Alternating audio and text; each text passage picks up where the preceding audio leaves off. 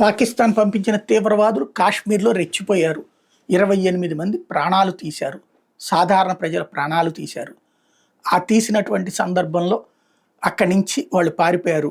అందులో ప్రత్యేకించి మతం అడిగి మరీ ప్రాణాలు తీశారు. సౌదీ అరేబియా టూర్లో ఉన్నటువంటి మోడీ అర్జెంటుగా ఆగమేఘాల మీద 2 రోజుల టూర్లు ఒక రోజుకే కుదించేసుకుని మరి భారతదేశానికి వచ్చేశారు. వచ్చి రావడంతోనే తగిన బుద్ధి చెప్తామని ప్రకటించారు. ఆ తర్వాత వరుసబెట్టి మీటింగులు పెట్టారు పదే పదే. దాని మీదనే అందరూ కాన్సన్ట్రేట్ చేస్తుండగా అకస్మాత్తుగా కులగణనకు సంబంధించినటువంటి క్యాబినెట్ తీర్మానం తెర మీదకి వచ్చింది. ఇది ఒక్కసారిగా దానికి దీనికి సంబంధమే లేదు, పొంతనే లేదు. అదో విధాన నిర్ణయం, ఇదో విధాన నిర్ణయం. ఇది అయిపోయింది. అక్కడేమో త్రివిధ గో హెడ్ అన్నారు, పూర్తి స్వేచ్ఛ ఇస్తున్నామన్నారు.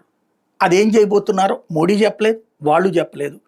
ఇదే సందర్భంలో ఇటు ఇక రొటీన్ రాజకీయ కార్యకలాపాల్లో, రొటీన్ ప్రభుత్వ కార్యకలాపాల్లో కూడా సంచలనాత్మకమైన నిర్ణయం కులగణన. అది ఒక ఎత్తు అయితే, ఇంకొక వైపున 3 రోజులు, ఇదే 2 రోజుల పాటు 3 రాష్ట్రాల టూర్, కేరళ కావచ్చు, ఆంధ్రప్రదేశ్కి వస్తున్నారు 2 రోజుల పాటు. అంటే రెగ్యులర్ కార్యక్రమాల్లో పాల్గొంటున్నారు. ఇవన్నీ జరిగిపోతున్నాయి. ఇప్పుడు పాకిస్తాన్కి ఏం అర్థం కావట్లేదు. ఏంది ఈయన రెగ్యులర్ కార్యక్రమాలు నిర్వహిస్తున్నాడు, అక్కడ ఏం చేయడా? మోడీ హేటర్స్కి ఏంది మనం తిట్టడానికి 4 రోజులు అవకాశం ఇస్తున్నాడు, కానీ తర్వాత ఏదో ఒకటి చేస్తాడు అన్నట్టు భయం మోడీ హేటర్స్కి కూడా ఉంది. మనం ఏం చూపెట్టలేదు 56 అంగుళాల ఛాతీ ఏది ఉందని చెప్పి క్రిందసారి అడిగితే ఆ 56 అంగుళాల ఛాతీ పాకిస్తాన్ వాడు చూశాడు, రాహుల్ గాంధీకి చూడటానికి కుదరలేదు. అట్లాంటిది ఏదో చేస్తాడు అనేది ఇక్కడ ఉన్న మోడీ హేటర్స్కే ఉంది. బట్ పాకిస్తాన్కి ఏం అర్థం కావట్లేదు. మోడీ తన దైనందిన కార్యకలాపాలు తను చేసుకెళ్ళిపోతున్నాడు. తను అసలు ఏం సమీక్షించాడో తెలియదు, మిలిటరీకి ఏం చెప్పాడో తెలియదు, జాతీయ భద్రతా మండలి పునర్వ్యవస్థీకరణ చేశాడు ఎందుకో తెలియదు. ఈలోపు కొలగాడినంటూ రాజకీయపరమైనటువంటి యాక్టివిటీలోకి వెళ్ళిపోయాడు, అడ్మినిస్ట్రేటివ్ యాక్టివిటీలోకి.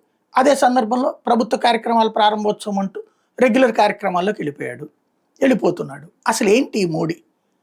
తమనేమన్నా చేస్తాడో లేదో అర్థం కాక పాకిస్తాన్ ఏదేదో చస్తేనో లేకపోతే ఒక తంతేనో ఒక్కసారికే నొప్పి వచ్చి పడిపోతారు, లేదా ఒక్కసారికే చస్తారు. అదే చంపేస్తారన్న భయం రోజు చంపేస్తుందట. అట్లాంటి పరిస్థితి, బీపీ రైజ్ అయిపోతుంది పాకిస్తాన్. అదే సందర్భంలో మోడీని ఎట్ట తిట్టాలో అర్థం కాక బీపీలు రైజ్ చేసుకుంటున్నటువంటి మోడీ వ్యతిరేకులు, భారత ద్రోహులు భారతదేశంలో కూడా ఉన్నారు.